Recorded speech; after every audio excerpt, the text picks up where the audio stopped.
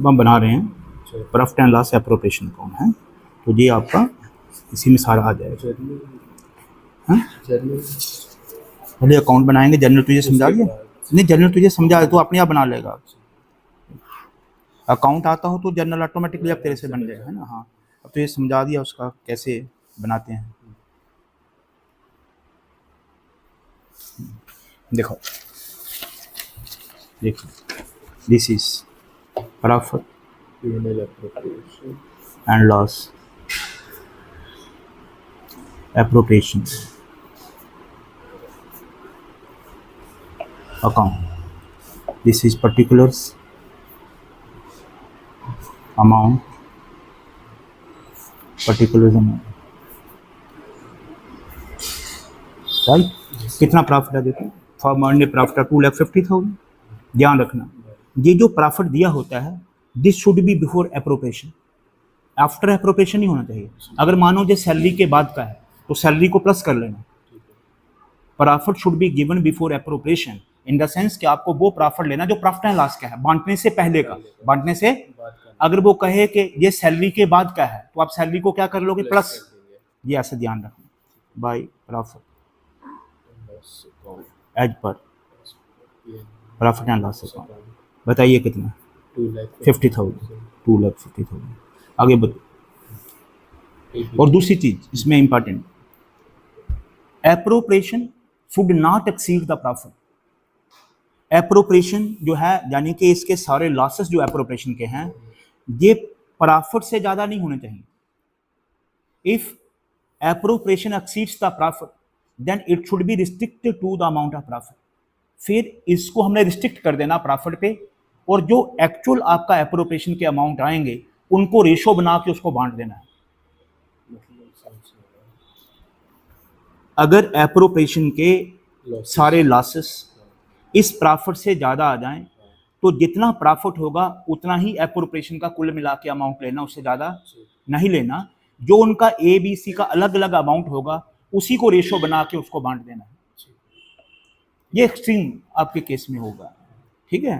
तो आप देखो पहले इसको बताओ कितना। A be allowed an annual salary, तो क्या आएगा, टू सैलरी अकाउंट। ये आ गया ए, कितना है 12,000। आगे बताओ, कमीशन अलाउड बी का 2 कमीशन, 2% ऑफ 2 लाख, कितना आ गया 4,000। ये आ गया 4 बी का कमीशन। फिर C B allowed commission of 5% profit, 2 commission.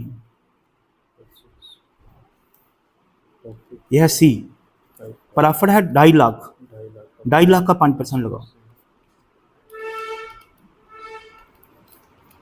12,500, right. जहां तक समझ आ रहा है।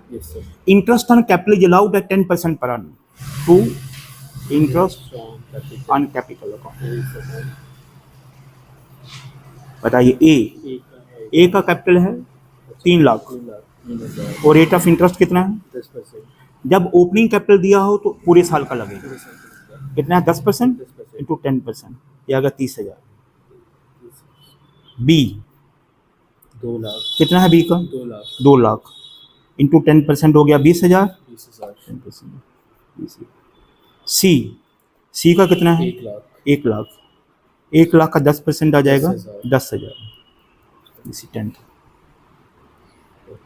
आगे बताओ। Interest on drawing, there capital interest on drawing is charge at 12%। Drawing पे इंटरेस्ट इनकम बनेगा, वो इधर आ जाएगा by interest on drawings account. ए कितना ए का ड्राइंग 50,000। इसमें खास बात क्या है, when the date of withdrawal is not given the period of withdrawal is 6 month. तो कितने परसेंट है इसका देखो 12%, 12 अपन 100 इंटू 6/12। ये 12 ये 0 कट गई, 2 0 3,000।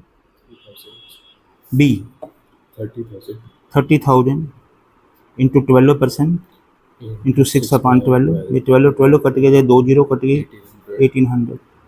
सी 20,000 इंटू 12% इंटू 6/12, ये 12 2 0 कट गई, 1200। राइट। Yes, sir. देखो कुछ बचा है, हाँ, general reserve, general reserve, to general reserve, to general ये पूरा पैकेज है, क्वेश्चन है, कोई भी आ जाएगा तो अपन टू जनरल रिजर्व कितना है, 10% 10% of the of profit. Profit, ये वाला, ये प्रॉफिट 25, 2,50,000 25,000, इंटू 10%, 25,000. 25।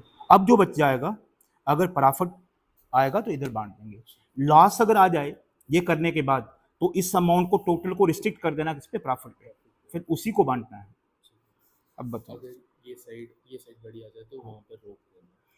बड़ी साइड आ जाएगी तो आपने रिस्ट्रिक्ट कर देना इस अमाउंट पे, प्रॉफिट पे, इनकम वाली साइड पे, ये ड्राइंग इंटरेस्ट ऑन ड्राइंग को ऐड करके, इससे ज़्यादा नहीं होना चाहिए। हाँ बताओ, टू प्रॉफिट, To profit. बताइए ए, 3, बी और सी, करिए इसका टोटल।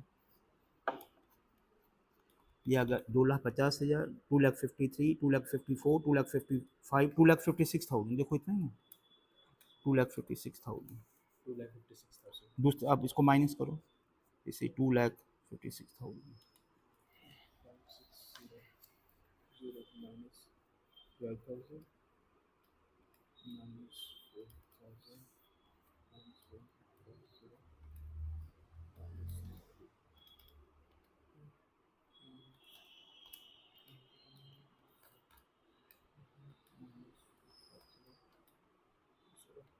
1,000 142500 142500. 25 गलत आया, पर 25 तो इसमें कोई फिगर ही नहीं है, ये ना 2 ये 25,000 है। 4 12,000 plus 4,000, 12,500 plus 30,000 plus 20,000 plus 10,000 plus 25,000 plus this 1,13,500, इतना ही लगा ला, 1,13,500 माइनस 2,56,000, 1,42,500, इसको बांट दो, 1,42,500, क्या रेशो है उनको, 3/6, 3:2:1, 3/6.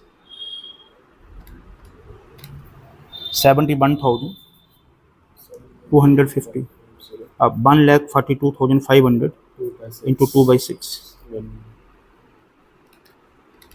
1,42,500 into 2 divided by 6, 47,500, और C 1,42,500 into 1/6,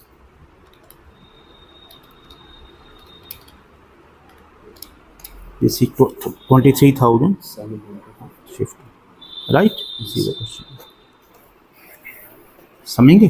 तो क्या है इसका ब्रीफिंग कि प्रॉफिट एंड लॉस एप्रोप्रिएशन में the amount of appropriation should not exceed the amount of profit. If it exceeds, then it should be restricted to the amount of profit, and the actual amount of appropriation should be treated as a ratio, and that restricted amount should be distributed on the basis of such ratio. ठीक है, यानी कि जितना expense आएगा उसको सीमित कर देना है आपकी इनकम के बराबर, और फिर जितनी इनकम है उसमें जितना एक्चुअल ए बी सी का जो इनका क्लेम बन रहा है ए बी सी का, उनको रेशो बना लेना है और उन रेशो के हिसाब से ये रिस्ट्रिक्टेड अमाउंट बांट देना है। ये होता है इसका, करेक्ट। ये रहा आपका।